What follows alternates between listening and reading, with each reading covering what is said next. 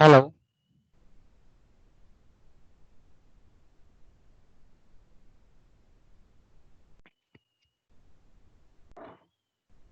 Yes. Good evening, બાળકો. Good afternoon. અવાજ સંભળાય છે ને? Good afternoon, sir. હા, અવાજ સંભળાય છે ને બેટા? હા, સંભળાય છે. ઓકે, ચાલો તો આપણે સવારે જે અટકેલા હતા ત્યાંથી આપણે ચાલુ રાખીએ. તો આપણે જોયું તે પ્રમાણે કે ચલણી નાણું બહાર પાડવાની જે પદ્ધતિઓ છે એમાં મુખ્યત્વે 3 પદ્ધતિઓનો ઉપયોગ સામાન્ય રીતે વિશ્વના અલગ અલગ દેશોમાં જે તે સમયગાળા દરમિયાન આપણને થયેલો જોવા મળે છે અને આપણે જોઈ શકીએ છીએ કે પહેલી જે પદ્ધતિ આપણે જોઈ તે કે ભાઈ નિશ્ચિત બિન અનામત પદ્ધતિ, બીજી આપણે જે જોઈ તેને આપણે સપ્રમાણ અનામત પદ્ધતિ, અને એમાં પણ આપણે જાણીએ છીએ તે પ્રમાણે કે ખાસ કરીને સોના પર આધારિત અનામત પદ્ધતિ અને સોના પર બિન આધારિત અનામત પદ્ધતિ, એ બંને આપણે જોઈએ. આપણી ચોપડીમાં તમારે એક જ આપેલી છે, બંનેનું કમ્બાઈન કરીને આપ્યું છે, અનામત પદ્ધતિ. હવે જે ત્રીજી પદ્ધતિ પર આપણે જે અટકેલા હતા, ખાસ કરીને આપણે કહીએ તો ત્રીજી જે પદ્ધતિ જે છે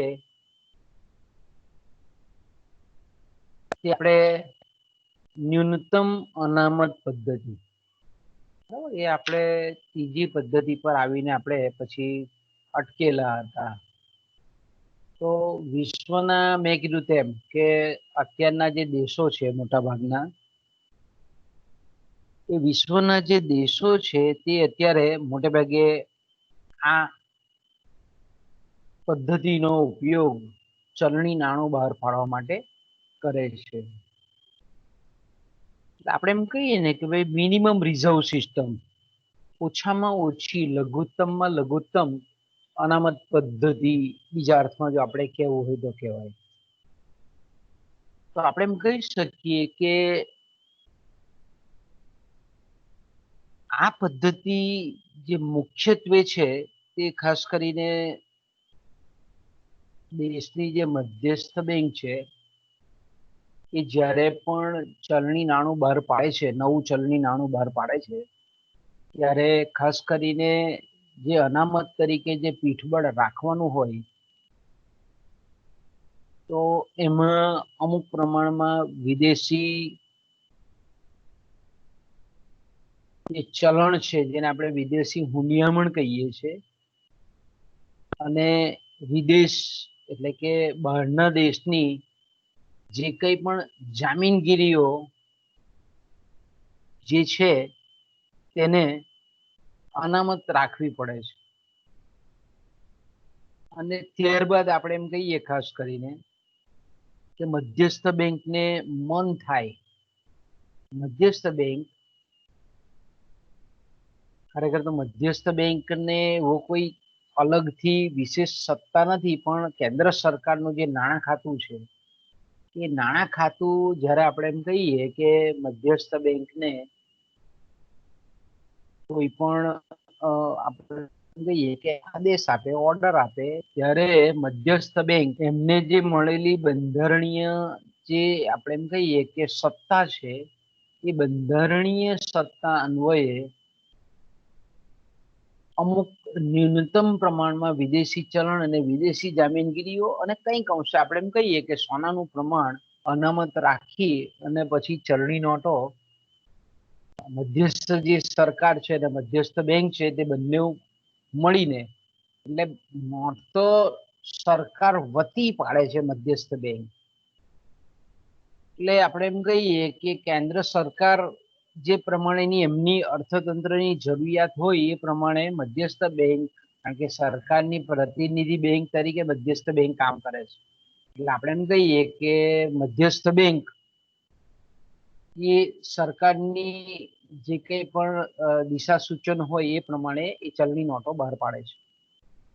તો આપણે એમ કહીએ કે મેં કીધું તેમ કે આગળ આપણે જોઈ ગયા તે પ્રમાણે કે જે સપ્રમાણ અનામત પદ્ધતિ હતી તે ભારતમાં 1935 થી 1956 સુધી સપ્રમાણ અનામત પદ્ધતિ હતી.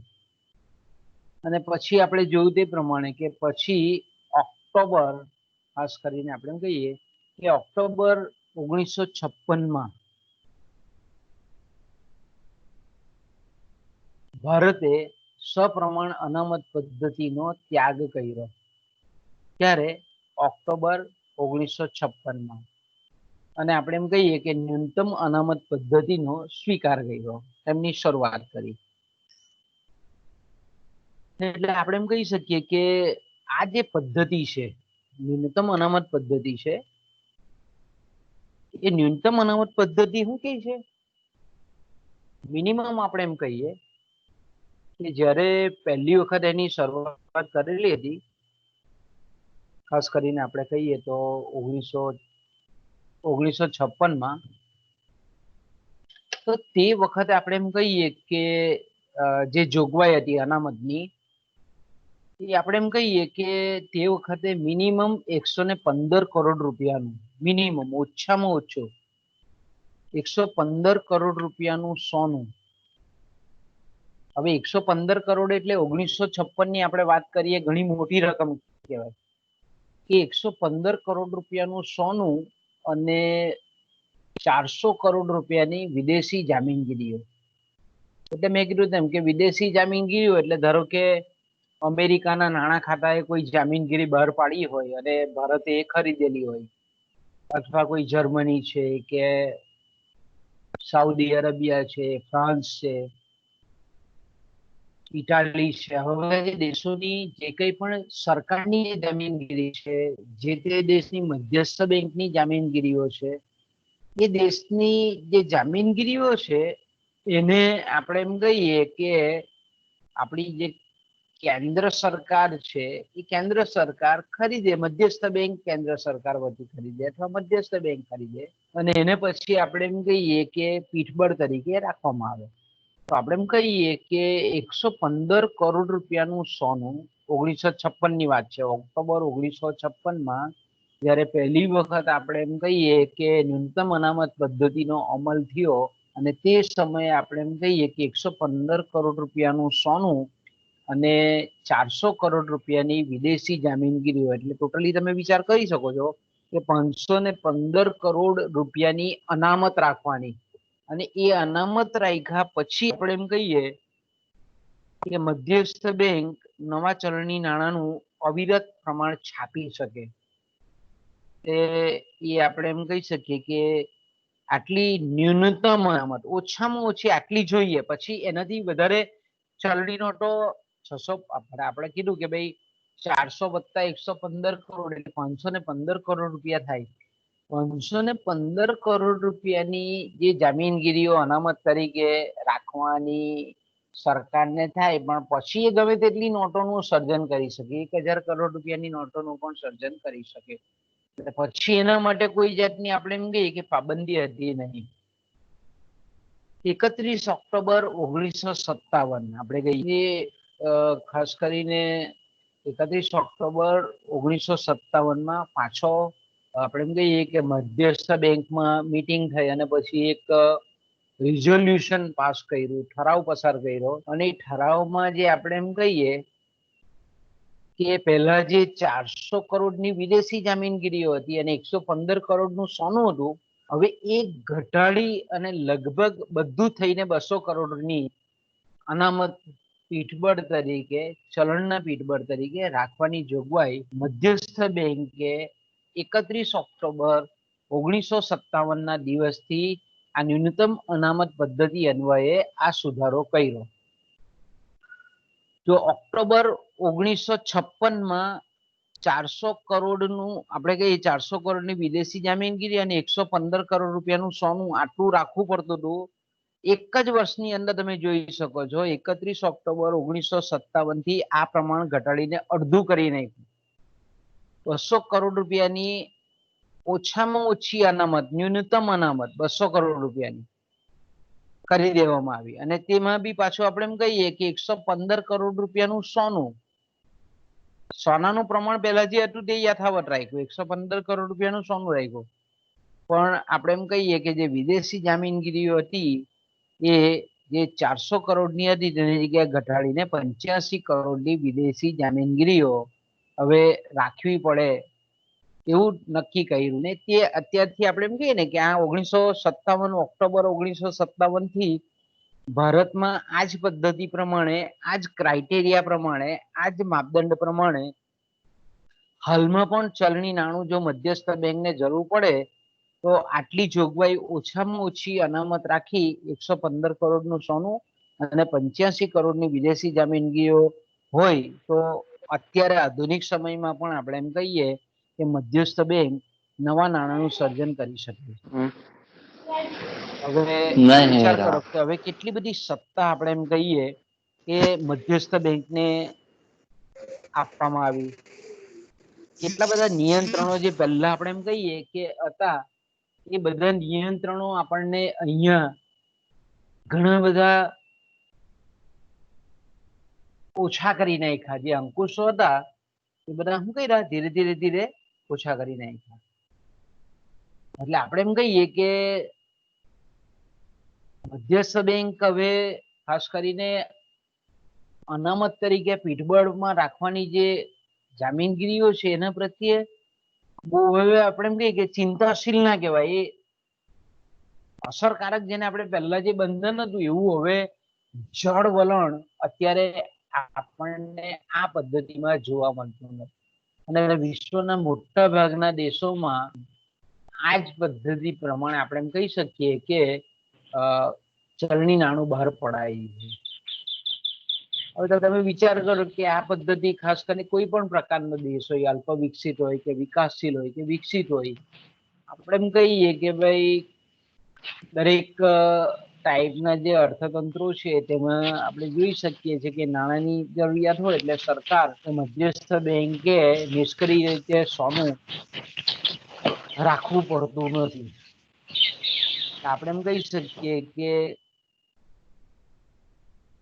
ખાસ કરીને બીજું આપણે એ પણ જોઈ શકીએ છીએ કે અત્યારે વેપારમાં આંતરરાષ્ટ્રીય વેપાર જે થાય છે, વિદેશ વેપાર થાય છે, એમાં પણ ખાસ કરીને વિનિમયમાં વિદેશી હુંડિયામણનો ઉપયોગ થાય છે.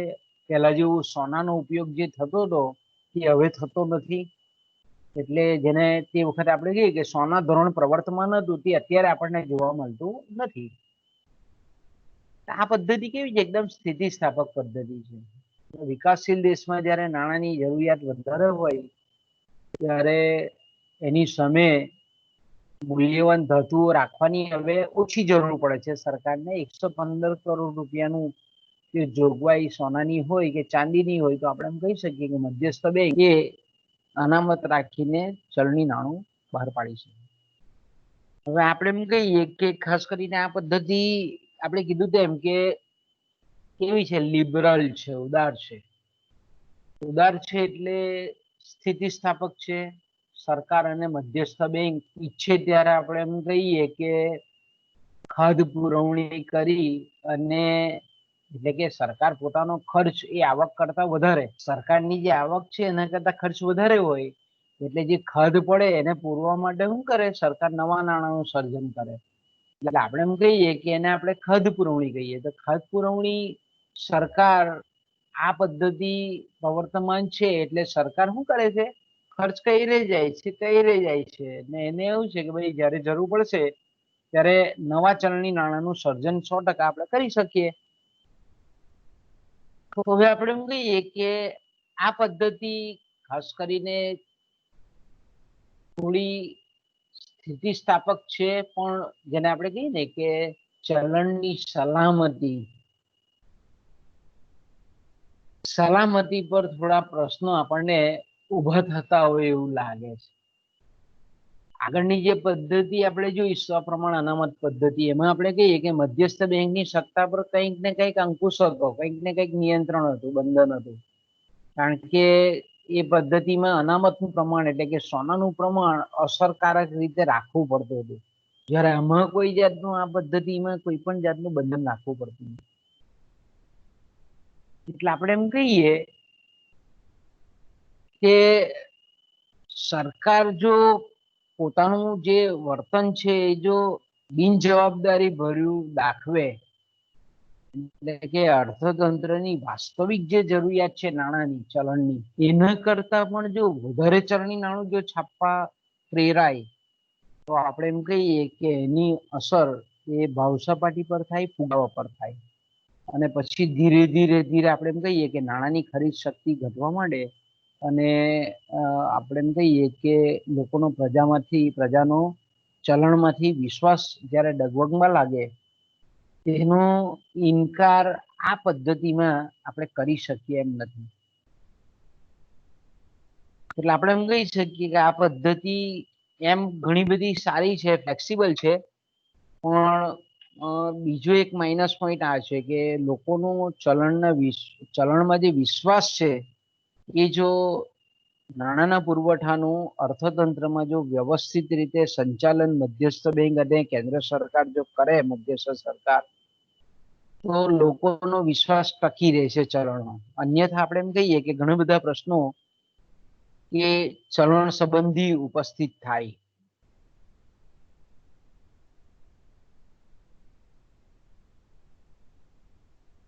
આપણે એમ કહી શકીએ, હવે ઘણી વખત આપણે એમ કહીએ કે પ્રજાનો ચલણમાં વિશ્વાસ, હવે આ બાબતે આપણે એમ કહીએ કે ઘણા બધા અર્થશાસ્ત્રીઓ પોતાના વિચારો રજૂ કરેલા છે. દાખલા તરીકે આપણે એમ કહીએ કે કેન્સ અને અન્ય કેટલાક બીજા જે વિચારકો છે તે એવું કહે છે કે ભાઈ મધ્યસ્થ બેંક, જેને આપણે શિખર બેંક કહીએ છીએ, જેને સમગ્ર બેન્કિંગ માળખાની પિતૃ બેંક કહીએ છીએ, ટોચની બેંક કહીએ છીએ, હવે એને આપણે કહીએ કે એ જે ચલણ બહાર પાડે છે એની પાછળ અનામત રાખવાની જે કાયદાકીય જોગવાઈ છે એ ખરેખર રાખવાની જરૂર નથી. કારણ કે આપણે જાણીએ છીએ તે પ્રમાણે ચલણના પીઠબળ તરીકે ખાસ કરીને આપણે એમ કહીએ કે સોનું કે વિદેશી જે જામીનગીરીઓ છે એની અનામતો ચલણના પાછળ પીઠબળમાં હોય તો જ લોકોનો ચલણમાં વિશ્વાસ રહે, આવી જે આપણે એમ કહીએ કે પરંપરાગત માન્યતા છે એ આપણે એમ કહીએ કે ખરેખર તો જૂની પુરાણી થઈ ગયેલી કહેવાય. કારણ કે આપણે પોતાનો જ વિચાર કરીએ તો આપણી પાસે જે ચલણી નોટો છે, જે સિક્કાઓ છે, આપણે એવો ક્યારે પણ સામાન્ય નાગરિક તરીકે આપણે ક્યારે પણ એવો વિચાર નથી કર્યો કે ભાઈ આજે કાગળની ચલણી નોટો છે તે અને આપણી પાસે એના જે ધાતુના સિક્કાઓ છે એ છાપ્યા પછી સરકારે કે મધ્યસ્થ બેંકે એની પાછળ કેટલું પીઠબળ મૂક્યું. હવે એવું કશું, કારણ કે કોઈ વ્યક્તિ છે તે વ્યક્તિ પોતાની પાસેના ચલણને બેંકમાં લઈ જઈ, મધ્યસ્થ બેંકમાં લઈ જઈ અને એના બદલામાં મૂલ્યવાન ધાતુ વિનિમયમાં લેવાનું ઈચ્છતી નથી. બીજું એક વાત એ પણ એટલી સાચી છે કે અત્યારના સમયમાં જે આંતરરાષ્ટ્રીય આર્થિક દેશોની જે સમૃદ્ધિ છે એ સોના પર આધારિત હતી. આપણે અત્યારે જોઈએ છે કે પેલા એટલે આપણે એમ કહીએ કે કોઈ પણ દેશો જયારે વેપાર કરતા હતા ત્યારે ખાસ કરીને આપણે એમ કહીએ કે સોનાની આપ-લે થતી હતી. એટલે આપણે જોઈએ છે કે તે વખતે મહારાણી વિક્ટોરિયા છે, એલિઝાબેથ છે, ટ્યુડર રાજાઓ છે, આ બધા વખતના સિક્કાઓ, સોનાના સિક્કાઓ આપણા વડીલો પાસે કોઈક વખત મળી આવે છે જોઈએ તો તે વખતે આપણે એમ કહીએ કે સોનામાં આપલે જ થતી હતી અલગ અલગ દેશો વચ્ચેના વેપાર વખતે, પણ હવે તો એવો કોઈ પ્રશ્ન નથી કે ભાઈ સોના ધોરણ જ છે નહીં. એટલે આપણે એમ કહી શકીએ કે ચલણનો જો વિશ્વાસ લોકોનો જો ટકાવી રાખવો હોય તો એની પાછળ સોનું મૂકીએ તો જ એ વિશ્વાસ ટકી રહે. ખરેખર તો આપણે એમ કહીએ કે જ્યાં સુધી જે ચલણી નાણું છે એ આપણે બજારમાં લઈ જઈએ અને એના દ્વારા કોઈ પણ જાતના અડચણ વગર, અવરોધ વગર જો આપણે ચીજ વસ્તુઓ કે સેવાઓ ખરીદી શકતા હોય ત્યાં સુધી આપણે એમ કહીએ કે ચલણના પીઠબળ તરીકે કેટલું સોનું રાખેલું છે કે કેટલી વિદેશી જામીનગીરીઓ રાખેલી છે, આ પ્રશ્ન આપણા માટે ગૌણ બની જાય, બહુ મહત્વનો રહેતો નથી કે ભાઈ આપણી પાસે 100 રૂપિયા પડ્યા છે અને આપણે બજારમાં આપણે જે વસ્તુ જોઈતી હોય ને તે એ 100 રૂપિયા લઈ જઈએ અને વસ્તુ લેતા આવીએ એટલે આપણો એ ચલણમાં એ 100 રૂપિયાની નોટમાં આપણો વિશ્વાસ છે એમ આપણે કહી શકીએ. તો આપણે એ નથી જોતા કે ભાઈ 100 રૂપિયા છાપ્યા સરકારે, આ નંબરની નોટ આપણે છાપી તો એની પાછળ કેટલા તોલા સોનું મૂક્યું કે કેટલા ગ્રામ સોનું મૂક્યું. એટલે આપણે એ પછી વિચારતા નહીં. હા, આપણું ચલણને જો કોઈ સ્વીકારવામાં બજારમાં જઈએ અને 100 રૂપિયાની જગ્યાએ કઈ બીજી વસ્તુ માંગે કે ભાઈ આ 100 રૂપિયા તું રહેવા દે, મને આટલું ઘઉં આપી જાય કે આટલા ચોખા આપી જાય તો હું તને આ વસ્તુ આપું, તો આપણે એમ સમજવાનું કે આપણા ચલણમાંથી લોકોનો, આમ પ્રજાનો વિશ્વાસ ઉઠી ગયેલો છે. પણ આપણે બજારમાં ચલણી નોટો લઈ જઈએ છીએ અને આપણે જે વસ્તુ ધારીએ છીએ તે લઈ આવીએ છીએ. એટલે આપણે એમ કહી શકીએ કે એની પાછળ એ છપાયા પછી એની પાછળ કેટલું અનામત મૂકેલું છે એનો આપણે કોઈ વિચાર કરતા નથી. સામાન્ય જે પ્રજા છે તેને તો માત્ર એટલો જ રસ છે કે ભાઈ મારી પાસેના જે પૈસા છે, મારી પાસેના જે નાણાં છે એનું મૂલ્ય યથાવત છે કે કેમ, એના દ્વારા હું મારી ખરીદ શક્તિ અભિવ્યક્ત કરી શકું છું કે કેમ. એટલે આપણે એમ કહીએ કે જ્યાં સુધી જે ચલણી નાણું છે એ જો વિનિમયના માધ્યમ તરીકે સર્વ સ્વીકૃત રહેતું હોય ત્યાં સુધી પ્રજાનો ચલણમાંથી વિશ્વાસ ઉઠી જવાનો કોઈ પ્રશ્ન ઉપસ્થિત થાય નહીં. એટલે આપણે એમ કહીએ કે ભાઈ એ જે ન્યૂનતમ અનામત કેટલી રાખવી, વધારે રાખવો કે ઓછી રાખવો, એનો કોઈ ફેર પડતો નથી. હા, પણ ઘણી વખત આપણે જોઈએ છે કે પ્રજાનો જો ચલણમાંથી વિશ્વાસ ઉઠી જાય ત્યારે એ છાપવાની પાછળ ગમે તેટલી મોટી સંખ્યામાં પણ જો અનામત મૂકી હશે તો લોકોનો વિશ્વાસ પુનઃ સ્થાપિત થઈ શકતો નથી. એ બી એટલું જ સાચું છે. 1 પણ રૂપિયાની પીઠબળ વગર છાપેલું ચલણ જો લોકો એના દ્વારા ચીજ વસ્તુ અને સેવાઓ સરળતાથી ખરીદી શકાતી હોય તો 1 પણ રૂપિયાનું અનામત નહીં રાખ્યું હશે તો પણ જો પ્રજાનો ચલણમાંથી વિશ્વાસ ઉઠી જાય અને એની પાછળ ગમે તેટલા કરોડો રૂપિયાનું સોનું રાખેલું હોય કે કરોડો રૂપિયાની વિદેશી હુંડિયામણ રાખેલું હોય કે કરોડો રૂપિયાની આપણે એમ કહીએ કે વિદેશી જામીનગીરીઓ રાખેલી હોય તો પણ એ નકામી છે. કારણ કે એક વખત લોકોનો ચલણમાંથી વિશ્વાસ ઉઠી જાય પછી એની પાછળ કેટલી અનામતો રાખેલી છે એ પ્રજાનો પુનઃ વિશ્વાસ લાવી શકતી નથી. એટલે કેન્સ એવું કહે છે ને કે ભાઈ એક બાજુ આપણે મધ્યસ્થ બેંકને આખા અર્થતંત્રની નાણાકીય સત્તાની વિશાળ સત્તાઓ સોંપી દીધેલી છે કે ભાઈ અર્થતંત્રમાં તેજી મંદી છે, ફુગાવા છે, આનું નિયંત્રણ એ જ્યારે મધ્યસ્થ બેંકના માથા પર હોય તો એને પછી આપણે કાયદાથી ચલણી નોટો ની પાછળ અનામત રાખવું એ આપણે એમ કહીએ કે એવો અવિશ્વાસ મૂકવાનો એ બી બહુ યોગ્ય લાગતું નથી. એટલે આપણે એમ કહી શકીએ કે પ્રજાની જે કંઈ પણ આપણે એમ કહીએ કે ચલણની જે સર્વ સ્વીકૃતિ છે, ચલણનું મૂલ્ય એટલે કે જે ચલણની જે ખરીદ શક્તિ છે તે અને લોકોની જે શ્રદ્ધા છે ચલણ પ્રત્યેની એ જ્યાં સુધી અડગ રહે, સામાન્ય સ્વીકૃતિ અને ખરીદ શક્તિ જ્યાં સુધી યથાવત રહે ત્યાં સુધી ન્યૂનતમ અનામતનું પ્રમાણ કેટલું છે એ બાબતે વિચારવાની કોઈ આવશ્યકતા ઊભી થતી નથી. તો મિત્રો આપણી આ 3 ચલણી નાણું બહાર પાડવાની પદ્ધતિઓ અહીંયા પૂરી થાય છે. અને ત્યાર પછીનો એક જે મુદ્દો છે તે આ ચેપ્ટરનો છે. આગળ આપણે જઈએ તો આ પોઈન્ટનો છે. એ છે આપણે એમ કહીએ કે સંગીન ચલણ વ્યવસ્થાના લક્ષણો. સંગીન એટલે એવું કહેવા માંગે છે આ મુદ્દામાં કે ચલણ વ્યવસ્થા કેવી હોવી જોઈએ. સંગીનનો મતલબ શું થાય કે સાઉન્ડ, એને આપણે ઇંગ્લિશમાં શું કહીએ છીએ, સાઉન્ડ કરન્સી સિસ્ટમ. તો કે ભાઈ સારામાં સારી, શ્રેષ્ઠતમમાં શ્રેષ્ઠતમ ચલણ વ્યવસ્થા કેવી હોવી જોઈએ. બરાબર, સારામાં સારી ચલણ વ્યવસ્થા આપણે કોને કહીએ, એના લક્ષણો હોય કેવી હોવી જોઈએ. તો આપણે અહીંયા કહી શકીએ કે ભાઈ જે સંગીન ચલણ વ્યવસ્થા છે એ ખાસ કરીને એના 6 લક્ષણો છે.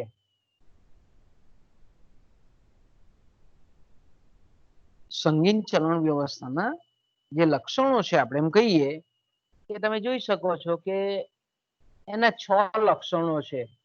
ટૂંકા પ્રશ્ન મને એમાં કોઈ વખત પૂછે છે આપણે એમ કહીએ તો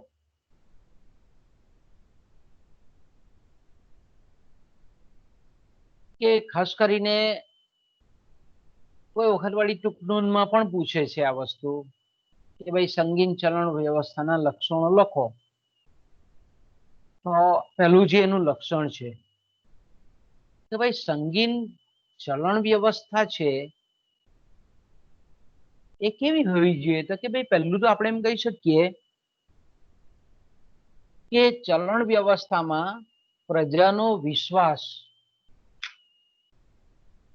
લોકો એને આપણે એમ કહીએ ને કે પ્રેમથી ચલણ કોઈ પણ જાતના તકલીફ વગર, કોઈ પણ જાતની શંકા કુશંકા વગર ચલણનો સ્વીકાર કરે એવી હોવી જોઈએ. ચલણ વ્યવસ્થા કેવી હોવી જોઈએ તો કે ભાઈ પ્રજાનો સંપૂર્ણ વિશ્વાસ, એટલે કોઈ પણ લેનાર પણ હોય કે વેચનાર પણ હોય એ જ્યારે પણ એ ચલણનો બજારમાં ઉપયોગ કરે છે ત્યારે આપણે એમ કહીએ કે લોકો એનો સરસ સહજતાથી, સરળતાથી, સુલભતાથી એનો સ્વીકાર કરતી હોવી જોઈએ. જો વિશ્વાસ હોય, સંપાદિત વિશ્વાસ હોય તો જ લોકો સ્વીકાર કરે, અન્યથા આપણે એમ કહીએ કે અન્યથા અસ્વીકાર કરે. એટલે સંગીન ચલણ વ્યવસ્થા તેને જ કહેવાય કે જે ચલણી નાણું છે એના તમામ એકમોનો એ સહજતાથી સ્વીકાર કરતી હોય. બીજું આપણે એમ કહીએ કે લોકોનો જે વિશ્વાસ છે એ સંપાદિત રહી શકે એના માટે આપણે એમ કહીએ કે જે પણ ચલણ વ્યવસ્થા અથવા તો ચલણી નાણું બહાર પાડવામાં આવે છે એની પાછળ જે કિંમતી ધાતુઓ છે, સોનું અને ચાંદી, અને વિદેશી હુંડિયામણ છે, વિદેશી જામીનગીરીઓ છે, મધ્યસ્થ સરકારની કેટલીક જામીનગીરીઓ છે, આ બધાની જો પૂરતી અનામત હોય, એનું પીઠબળ હોય તો આપણે એવી જે ચલણ વ્યવસ્થા છે તેને આપણે સંગીન ચલણ વ્યવસ્થા કહી શકીએ. આનું પહેલું લક્ષણ છે. બીજું જે એનું લક્ષણ છે કે ચલણ વ્યવસ્થા, દેશની જે ચલણ વ્યવસ્થા છે એ એવી હોવી જોઈએ કે જેથી કરીને ચલણનું જે આંતરિક મૂલ્ય છે, આંતરિક મૂલ્યનો મતલબ શું થાય અહીંયા કે એ જે તે દેશનું જે ચલણ છે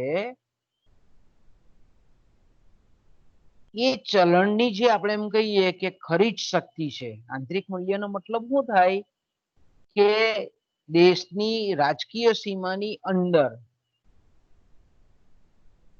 ચલણના એકમ દ્વારા જેટલી પણ ચીજ વસ્તુઓ અને સેવાઓ ખરીદી શકાય એને આપણે ચલણનું આંતરિક મૂલ્ય કહીએ છીએ. તો ચલણની જે ખરીદ શક્તિ છે, ચલણનું જે આંતરિક મૂલ્ય છે એમાં સ્થિરતા હોવી જોઈએ. ચલણનું આંતરિક મૂલ્ય છે તે વારંવાર પરિવર્તનશીલ હોવું જોઈએ નહીં. એની ખરીદ શક્તિ આપણે એમ કહીએ કે ટૂંકા સમયગાળામાં બહુ ફેરફારક્ષમ હોવી જોઈએ નહીં. એટલે આપણે એમ કહી શકીએ કે ચલણની જો આંતરિક ખરીદ શક્તિ, આંતરિક મૂલ્ય, ચલણનું જો ચલણી નાણાંનું જે મૂલ્ય છે તે જો સ્થિર રહેતું હોય તો આપણે એમ કહી શકીએ કે એ જે ચલણ વ્યવસ્થા છે તે સંગીન છે. ઓકે, હવે આ એવું આંતરિક મૂલ્ય.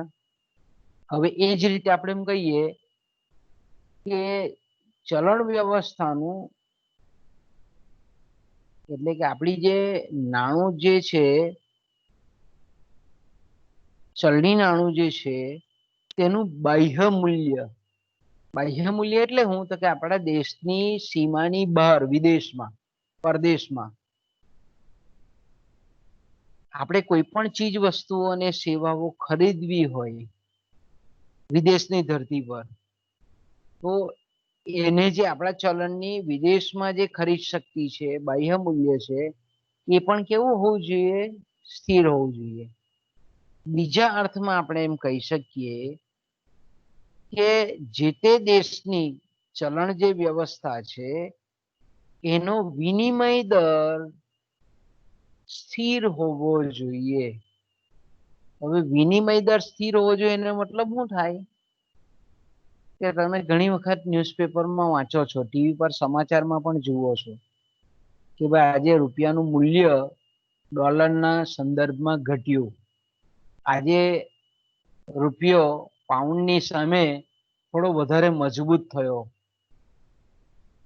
જાપાનનો યેન રૂપિયાની તુલનામાં એ થોડો નબળો પુરવાર થયો. આવા ઘણા બધા જ્યારે આર્થિક સમાચારો તમે ટીવી પર જોતા હો અથવા પેપરમાં વાંચતા હો ત્યારે રૂપિયો ગગડ્યો, રૂપિયો તૂટ્યો, રૂપિયો મજબૂત થયો, આવા બધા શબ્દો આપણને સાંભળવા મળે છે. તો અર્થશાસ્ત્રના વિદ્યાર્થી તરીકે આપણને ખબર પડી જવું જોઈએ કે બાહ્ય મૂલ્ય, વિનિમય દર એટલે શું? તો કે ભાઈ આપણા ચલણનું વિદેશી ચલણમાં જે મૂલ્ય છે તેને આપણે બાહ્ય મૂલ્ય કહીએ છીએ. કે ધારો કે આપણે એમ કહીએ કે $1 બરાબર 70 રૂપિયા છે. એક અમેરિકન ડોલર આપણે કહીએ તો એક અમેરિકાનો ડોલર આપણે જોઈતો હોય તો આપણે 70 રૂપિયા આપવા પડે. ઓકે, 1900 આપણે એમ કહીએ કે 47માં જ્યારે આપણો દેશ આઝાદ થયો ત્યારે $1નું મૂલ્ય 1 રૂપિયો હતું. $1નું કેટલું મૂલ્ય હતું? 1 રૂપિયો હતું. તેની જગ્યાએ આજે ડોલરનું મૂલ્ય, $1નું મૂલ્ય 70 રૂપિયા થઈ ગયું. એટલે તમે મને કહો કે બાહ્ય મૂલ્ય ઘટ્યું કહેવાય કે વધ્યું કહેવાય? બોલો, જવાબ આપો મને.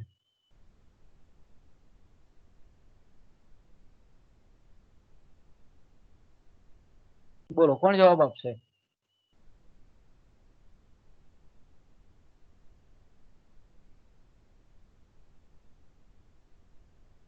બાહ્ય મૂલ્ય ઘટ્યું કહેવાય કે વધ્યું કહેવાય?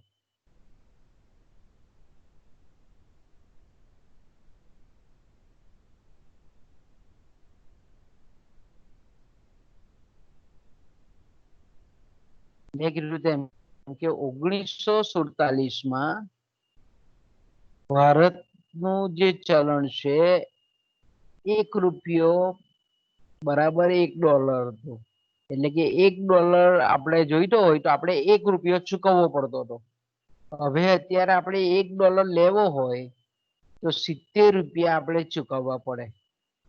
તો બાહ્ય મૂલ્ય ઘટ્યું છે કહેવાય કે વધ્યું કહેવાય?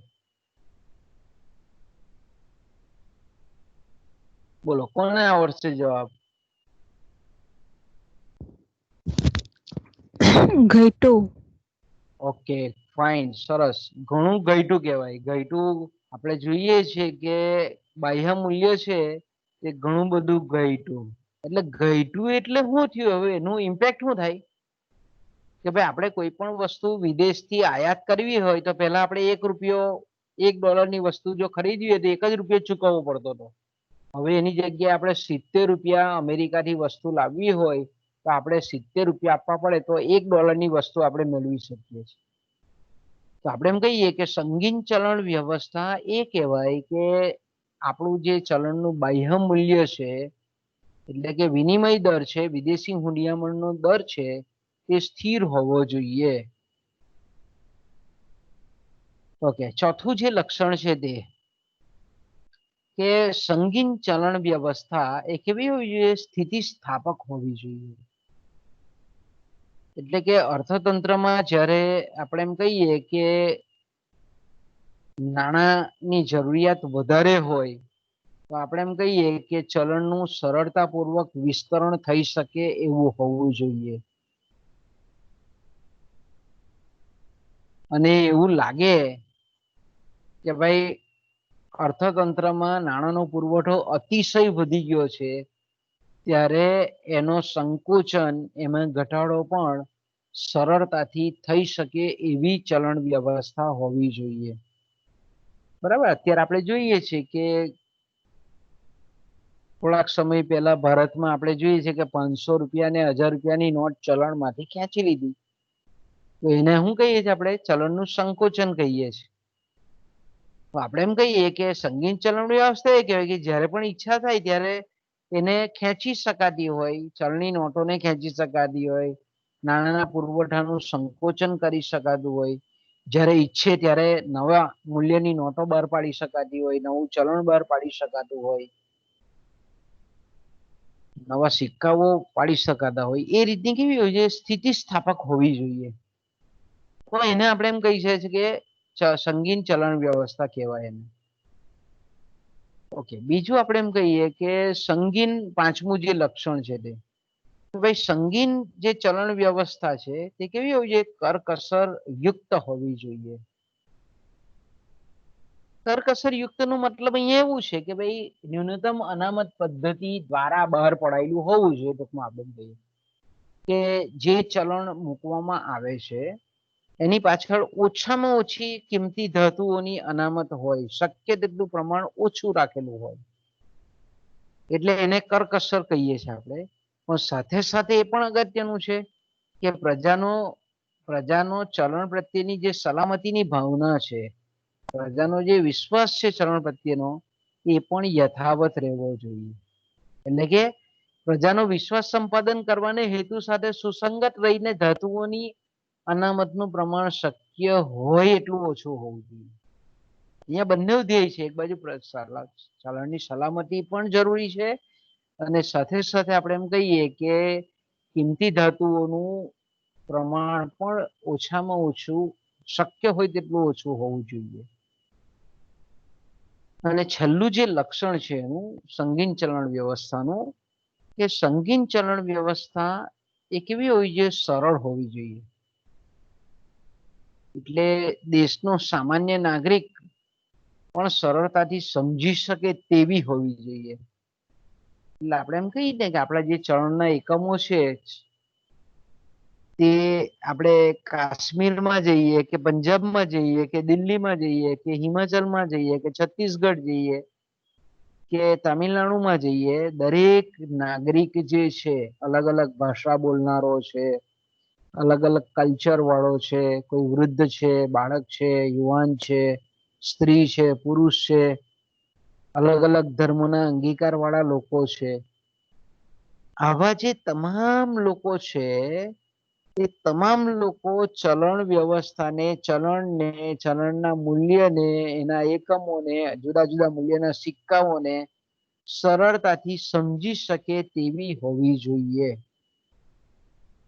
આપણે જઈએ છીએ કે દુર્ગમ વિસ્તારોમાં, અંદરના વિસ્તારોમાં જઈએ છીએ તો આપણે જોઈએ છે કે કદાચ નિરક્ષર વ્યક્તિ હોય, ભણેલું ન હોય, છતાં પણ એ સમજી જાય કે ના 100 રૂપિયાની નોટ છે, કે આ 50 રૂપિયાની નોટ છે, કે આ 5 રૂપિયાની નોટ છે.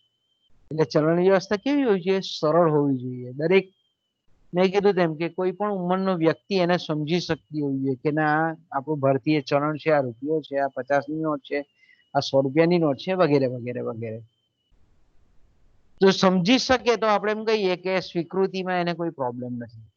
એનો સર્વ સ્વીકૃત ઉપયોગ કરવામાં, એટલે સ્વીકારવામાં એને કોઈ તકલીફ પડતી નથી. તો આટલા લક્ષણો છે. હવે ત્યાર પછીનો આપણો એક આપણા ટોપિકનો છેલ્લો પોઈન્ટ છે અને એ છે ગ્રેશામનો નિયમ. બરાબર, ગ્રેશામ નો નિયમ ખૂબ નાનો નિયમ છે અને આપણે જાણીએ છીએ તે પ્રમાણે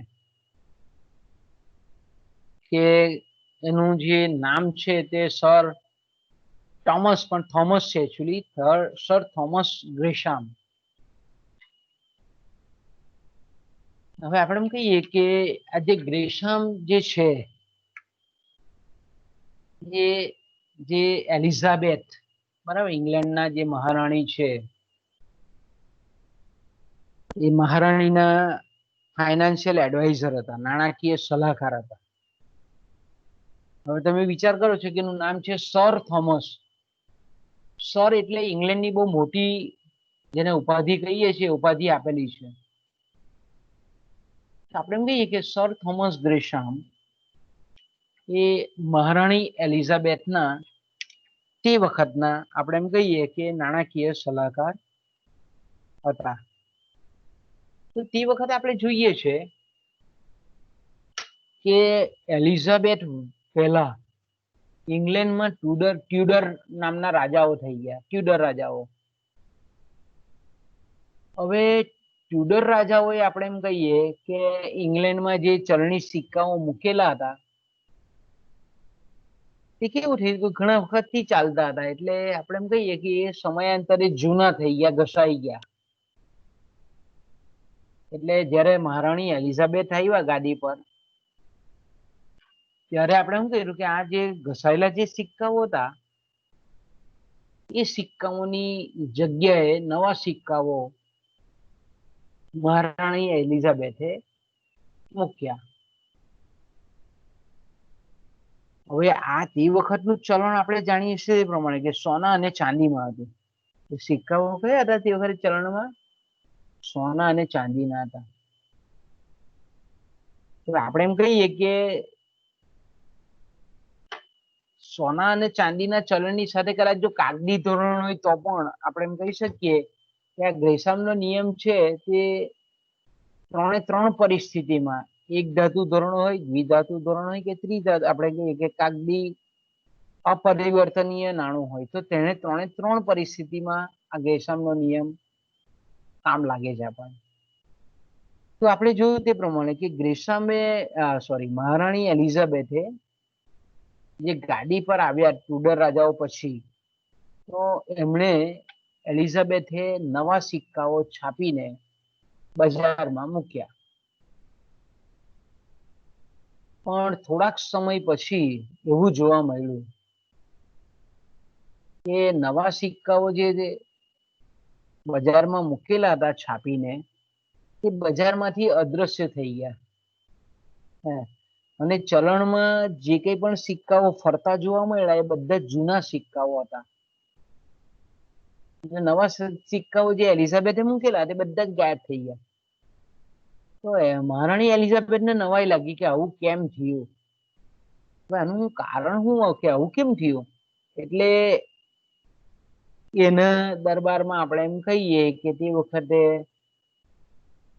ગ્રેશામ એ મહામંત્રી હતો, નાણાકીય સલાહકાર હતો, મહામંત્રી હતો. તેની સલાહ લીધી અને ગ્રેશામને કીધું કે ભાઈ આ બાબતની તપાસ કરો, કેમ આવું કેમ થયું, આપણે હજુ તો નવા સિક્કાઓ હમણાં મૂક્યા અને બજારમાંથી ગાયબ કેમ થઈ જાય. આપણે એમ કહીએ કે આ જે એલિઝાબેથે જે કંઈ પણ સંશોધન કરવાનું કીધું સિક્કાઓનું, નવા સિક્કાઓ બાબતમાં, હવે ગ્રેશામે જે કંઈ પણ તપાસ કરી અને એ તપાસના અંતે જે સિદ્ધાંત એને મૂક્યો, એટલે એ સિદ્ધાંતને આપણે કહીએ છીએ ગ્રેશામનો નિયમ. કારણ કે ગ્રેશામે આપેલો નિયમ છે એટલા માટે એ નિયમને, એ સિદ્ધાંતને આપણે ગ્રેશામનો નિયમ કહીએ છીએ.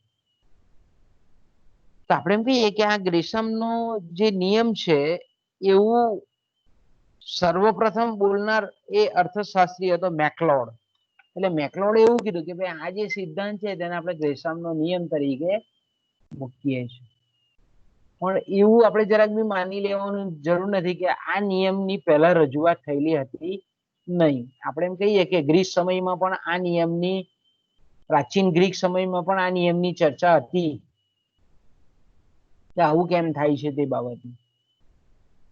એટલે આપણે એમ કહીએ કે આ જે ઘટના બની, નવા સિક્કાઓ જે અર્થતંત્રમાંથી, બજારમાંથી જે ગાયબ થઈ ગયા, એને સમજાવતો જે સિદ્ધાંત ગ્રેશામે મૂક્યો તેને આપણે ગ્રેશામનો સિદ્ધાંત કહીએ.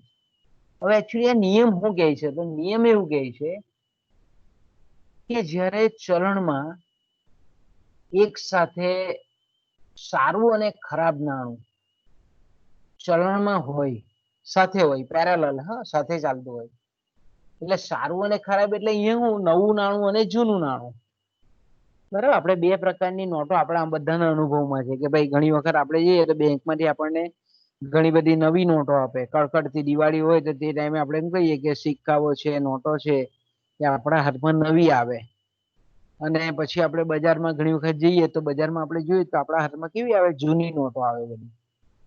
તો આપણે એમ કહીએ કે જ્યારે એક જ સમયે એક સાથે આવું સારું અને ખરાબ નાણું જ્યારે ચલણમાં હોય ત્યારે ખરાબ નાણું જે છે તે સારા નાણાને, એટલે કે જૂનું નાણું છે તે નવા નાણાને ચલણમાંથી દૂર કરે છે. આ જે નિયમ છે તેને આપણે ગ્રેશામનો નિયમ. ફરી પાછો, ગ્રેશામનો નિયમ એટલે હું કે ભાઈ જ્યારે જો એક સાથે સારું અને ખરાબ નાણું ચલણમાં હોય તો ખરાબ નાણું, જો શબ્દ અહીંયા યાદ રાખજો, ખરાબ નાણું સારા નાણાને, એટલે કે જૂનું નાણું, જૂના સિક્કાઓ, જૂની નોટો એ નવા સિક્કાઓને, સારા નાણાને ચલણમાંથી દૂર કરવાનું વલણ રાખે છે. એને આપણે કહીએ છીએ ગ્રેશામનો નિયમ. હવે ગ્રેશામનું જે કહેવું હતું કે ભાઈ અહીંયા ખરાબ નાણું, એનો મતલબ એવો નથી કે ગેરકાયદેસરનું ખોટું નાણું. ખરાબ નાણું નો મતલબ શું થાય અહીંયા ગ્રેશામના નિયમ પ્રમાણે? તો કે ભાઈ જૂનું ને ઘસાઈ ગયેલું નાણું ખાલી. એવું નહીં કે આપણે એમ કહીએ કે અત્યારે બધા ઘણા આપણે જોઈએ છે ને કે ડુપ્લિકેટ નોટો છાપીને બજારમાં મૂકે, એવું નાણું નહીં. ખરાબ નાણું નો મતલબ અહીંયા કેવો થાય છે?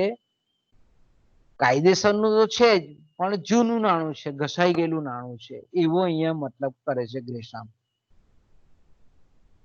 તો મેં કીધું તેમ કે ભાઈ ગ્રેશામનો જે નિયમ છે એ ધારો કે ખાસ કરીને આપણે એમ કહીએ કે અર્થતંત્રમાં એક ધાતુનું ધોરણ હોય.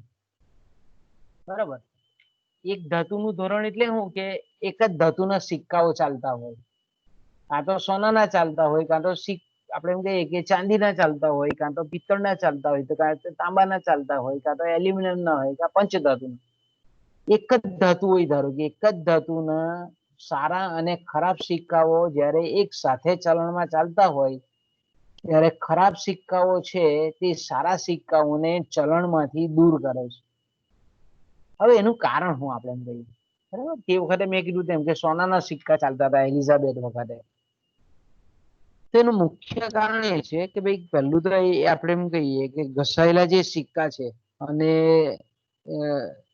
જ્યારે પણ નવા સિક્કા છે એ જ્યારે ચાલતા હોય એનો મતલબ શું કે એના દ્વારા આપણે એમ કહીએ કે ગમે તેટલી ચીજ વસ્તુઓની લેવડ દેવડ આપણે કહી શકીએ. તો સામાન્ય રીતે જ્યારે આપણે સિક્કાઓ લઈને જ્યારે બજારમાં જઈએ છીએ, બરાબર,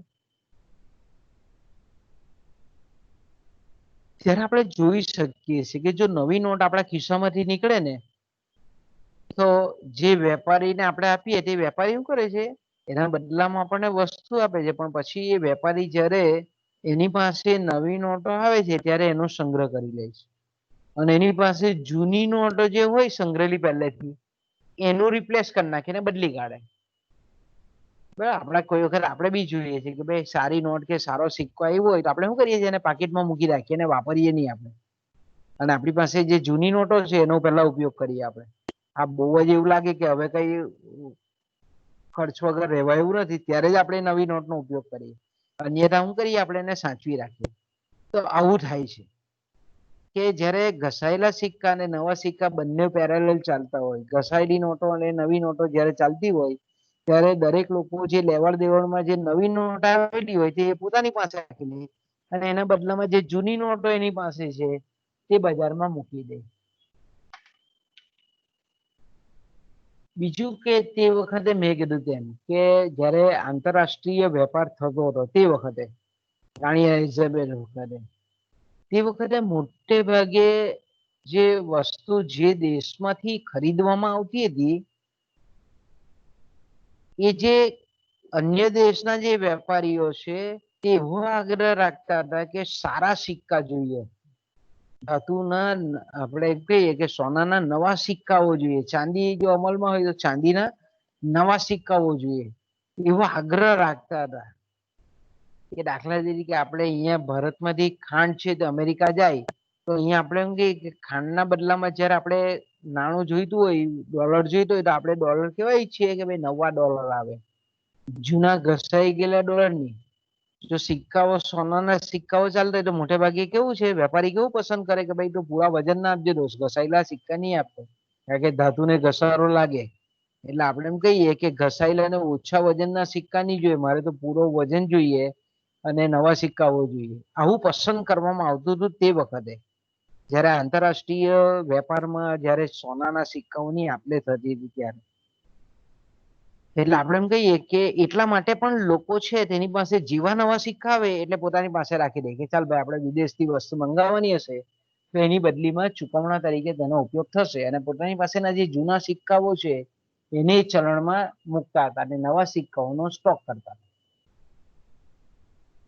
ઓકે, ઉપરાંત આપણે એમ કહીએ કે ઘણી વખત ખાસ કરીને આવી જયારે પરદેશી વેપારની ચુકવણીઓ હોય ત્યારે ખાસ કરીને નવા સિક્કાઓનો ઉપયોગ કરવાનો હતો અને એની રીતે આપણે એમ કહીએ કે જે ઘસાઈ ગયેલા જૂના અને ઓછા વજનના સિક્કાઓ છે તે ચલણમાં પુનઃ સ્થાપિત થતા હતા. ઓકે, હવે આપણે એમ કહીએ કે બીજું છે દ્વિધાતુ ધોરણ.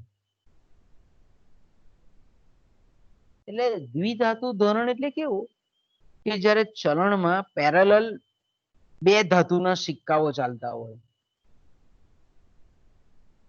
ચલણમાં કેવું છે એક સોનાનો સિક્કા પણ ચાલતા હોય ને ચાંદીના સિક્કા પણ ચાલતા હોય. આવું ઘણા દેશોમાં ચાલ્યું ઘણા વર્ષો સુધી. અત્યારે શું હતું એમાં કે સોનાનું અને ચાંદીનું વચ્ચેનો જે વિનિમય દર છે એ પણ નક્કી કરવામાં આવતો કે ભાઈ 1 તોલો સોનું બરાબર 100 ગ્રામ ચાંદી. આ ટાઈપનો કોઈ આ તો કાલ્પનિક આપણે નક્કી કર્યો પણ તે વખતે એવું નક્કી થતું હતું કે જો ચાંદીના બદલામાં સોનું જોઈતું હોય તો આટલા ગ્રામ ચાંદી આપો તો તમને એટલા બદલામાં એટલું સોનું તમને પાછું આપે. તો આપણે એમ કહીએ કે બે સોના અને ચાંદી અથવા તો કોઈ બી બે મૂલ્યવાન ધાતુઓ જ્યારે પેરેલલ ચલણમાં ચાલતી હોય ત્યારે શું થાય કે બંને ધાતુ વચ્ચેનો વિનિમય દર સરકાર નક્કી કરતી હતી, મધ્યસ્થ બેંક નક્કી કરતી હતી. તો જ્યારે હવે દ્વિધાતુ ધોરણ હતું તો ત્યારે આપણે એમ કહીએ કે જે કાયદેસર જે બંને વચ્ચેનો જે વિનિમય દર હતો બંને ધાતુઓ વચ્ચેનો એમાંથી આપણે એમ કહીએ કે કાયદેસરના જે વિનિમય દર કરતા જો જે ધાતુના સિક્કાઓનું અથવા તો જે ધાતુઓનું મૂલ્ય ઘટે એ બીજી ધાતુઓના સિક્કાઓને ચલણમાંથી દૂર કરી નાખે. ફરી પાછું જ્યારે બે ધાતુના સિક્કાઓ પેરેલલ એક સાથે ચલણમાં ચાલતા હોય ત્યારે આપણે એમ કહીએ કે બે ધાતુઓ વચ્ચેનો વિનિમય દર પણ કાયદેસર નક્કી થતો હોય, મધ્યસ્થ બેંક દ્વારા નક્કી થતો હોય. તો તેવા સંજોગોમાં બે ધાતુ પૈકીની કોઈ પણ એક ધાતુનું મૂલ્ય ઘટેલું હોય તો ઘટેલી ધાતુનું મૂલ્ય છે તે વધેલી ધાતુ આપણે કહીએ કે બીજી જે ધાતુ છે એના સિક્કાઓને ચલણમાંથી દૂર કરવાનું વલણ દાખવે છે, દૂર કરે છે. બરાબર કે દાખલા તરીકે આપણે એમ કહીએ કે 1 તોલો બરાબર 100 ગ્રામ ચાંદી છે. બરાબર, તો હવે આપણે એમ કહીએ કે હવે ચાંદીનું મૂલ્ય ધારો કે ઘટ્યું. બરાબર, કે ચાંદીનું મૂલ્ય ઘટ્યું એટલે કે હવે 1 તોલો સોનું બરાબર આપણે એમ કહીએ કે 200 ગ્રામ ચાંદી આપવાની થાય. તો હવે લોકો શું કે છે કે લોકો શું કરે કે જેની પાસે સોનાના સિક્કા છે એ સોનાના સિક્કાની બદલીમાં એ લોકો શું કરે ચાંદીનું કન્વર્ઝન કરી નાખે, ચાંદીના સિક્કામાં રૂપાંતરણ કરી નાખે, ચાંદી ધાતુમાં રૂપાંતરણ કરે. એટલે ધીરે ધીરે આપણે એમ કહીએ કે સોનાના સિક્કાઓ જે છે તે ધીરે ધીરે ધીરે ધીરે ધીરે ધીરે આપણે એમ કહીએ કે ચલણમાંથી એ દૂર થવા માંડે.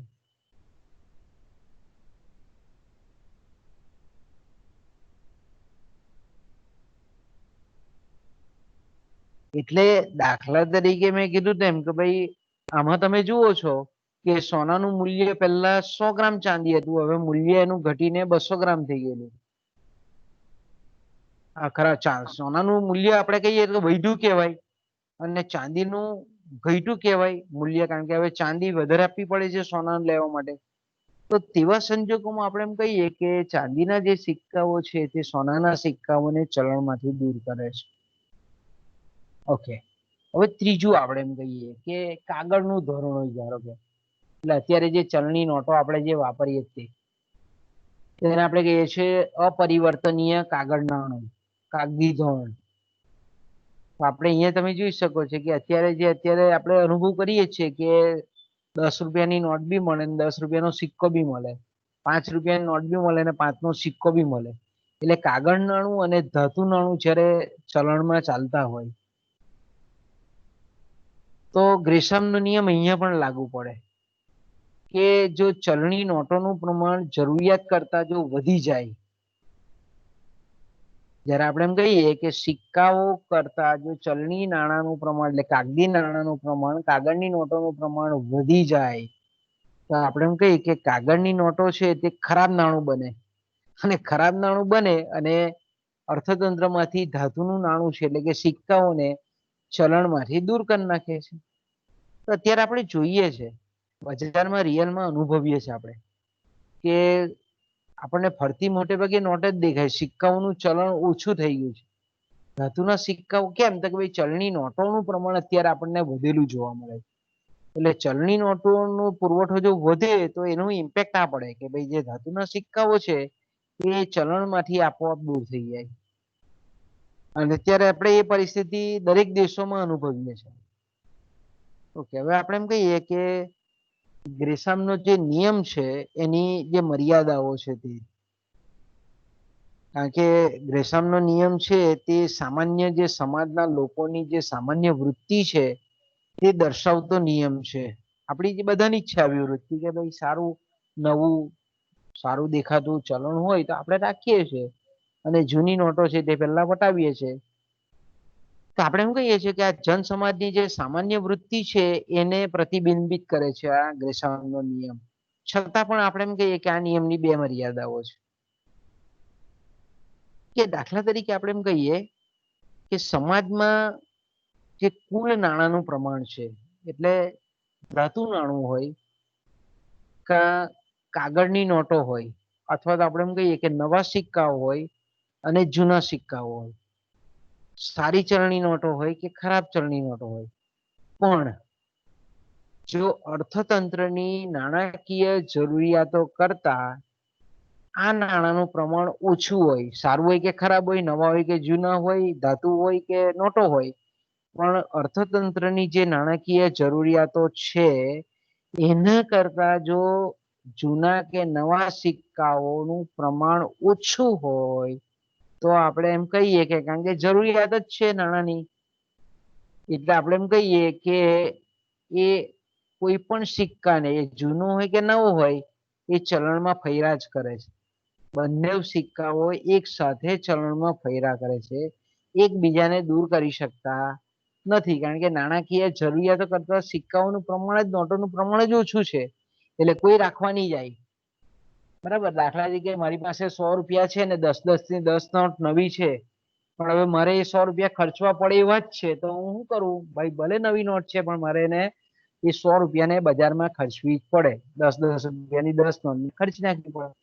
તો આપણી નાણાકીય જરૂરિયાતો કરતા આપણી પાસે પૈસા ઓછા હોય તો એ સારું હોય કે ખરાબ હોય સંગ્રહવાનો કોઈ પ્રશ્ન નથી, આપણે જરૂરિયાત છે એટલે એને આપણે ખર્ચ કરી નાખીએ. એટલે આપણે એમ કહીએ કે નવી નોટો હોય કે નવા સિક્કા હોય એ જૂના સિક્કાને ચલણમાંથી દૂર કરી શકે નહીં. ક્યારે?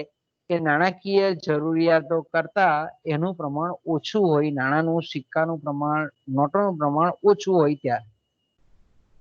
ઓકે, બીજું આપણે એમ કહીએ કે જૂનું જે નાણું આપણે એમ કહીએ કે બહુ ઘસાઈ ગયેલું હોય અને સતત એનો ઉપયોગ થતો હોય, વારંવાર આપણે એમ કહીએ કે ઉપયોગ થઈ અને ખરાબ થઈ ગયેલું હોય ને કોઈ પણ લોકો આપણે ઘણી વખત નહીં હોતું કે ભાઈ આપણી પાસે પૈસા 10 રૂપિયા નોટ કે 20 રૂપિયા નોટ એટલી બધી ફાટી ગયેલી હોય, આપણે જ્યાં જઈએ ત્યાં બધા લેવાનો ઇનકાર જ કરતો હોય, એનો સ્વીકાર જ નહીં કરે કે ભાઈ સાહેબ હવે બીજી બાકી રાખો ને, તમે કાલ આપી જજો, બીજી વખત આપી જજો.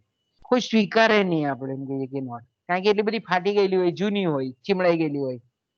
તો આવા સંજોગોમાં પણ આપણે એમ કહીએ કે ગ્રેસામનો નિયમ લાગુ નહીં પડતો.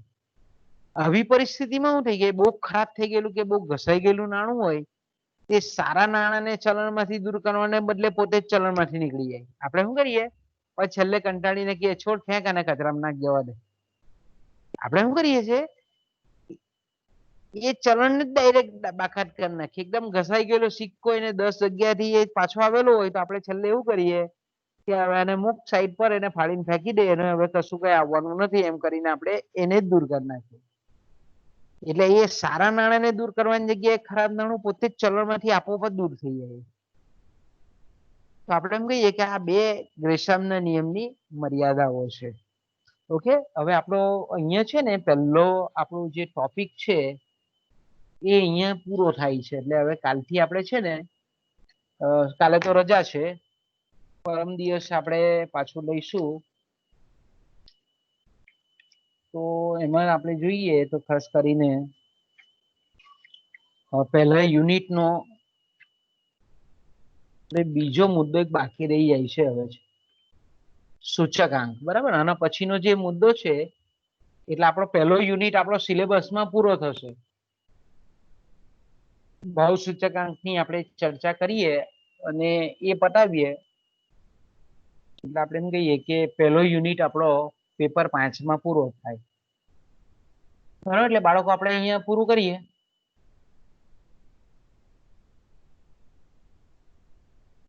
હા સર. બરાબર ને? એટલે હવે કાલે નહીં પણ ગુરુવારે આપણો કદાચ પીરિયડ નથી, હું માનું ત્યાં સુધી. બરાબર ને? એટલે કાલે તો રજા જ છે, એટલે આપણે જોઈએ. ચાલે તો પછી તો હું જાણ કરીશ તમને. બરાબર? ઓકે, ચાલો. હા સર. હા. ઓકે, અટકીએ અહીંયાથી. બરાબર.